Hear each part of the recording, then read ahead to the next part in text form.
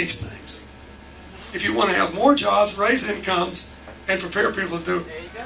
And she also covers advanced training programs and their costs. I was down in Louisiana the other day. We had a primary down there, and there was, she did pretty well. But anyway, I talked to a friend of mine from New Orleans. He said, just in that area, there were job advertisements for 7,500 welders. They all make good money. They're just not being trained to do the job. So we've got to do this. We got to do it together. Now, briefly, let me say, my experience is, I've been working on this a long time.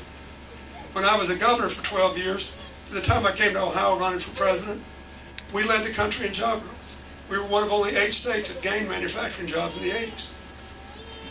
But it's hard work. It's easy to talk about change and quite another thing to bring it about. When I was president, 95% of the people had higher income gains than they did when President Reagan was in office. Under the Bushes, they went down from. Why? Because trickle-down economics and having no regulation on the finance system is a lousy growth strategy.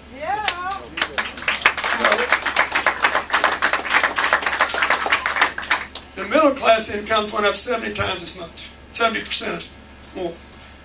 Working class, more than twice as much.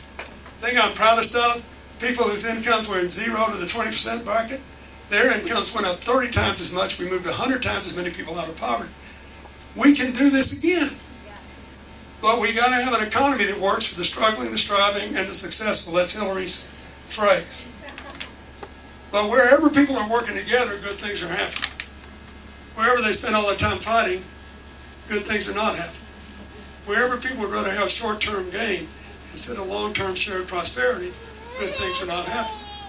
We got to do this together. So we have to remove all these other barriers.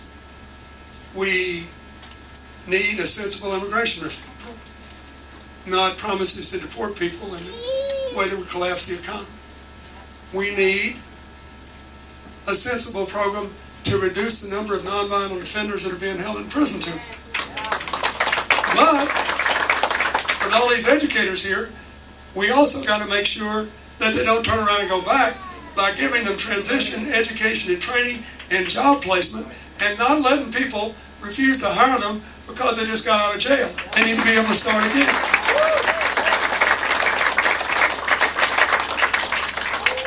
We need equal employment opportunities for the LGBT community.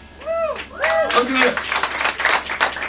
The gay rights movement is the fastest moving civil rights movement in American history. So we get to gay marriage. You get married on Saturday, you can still be fired on Monday. That doesn't make any sense. We need to fix that. The disability community is the fastest growing consumer sector in America. Did you know that? And when placed in jobs for which they are trained according to their abilities, they have better average attendance, better average performance, better average productivity improvements than the workforce as a whole. We need to do this together. So it's not just the places that are left out and left behind. We can't leave any people behind. And if we do this, I am telling you, we can grow together again. We can rise together. We can all be part of a future where America is winning again. But we have to do it together. So that's the last point I want to make. It's hard to have shared prosperity and a shared society if we don't have equal standing as citizens before the law. So this Supreme Court appointment is really significant.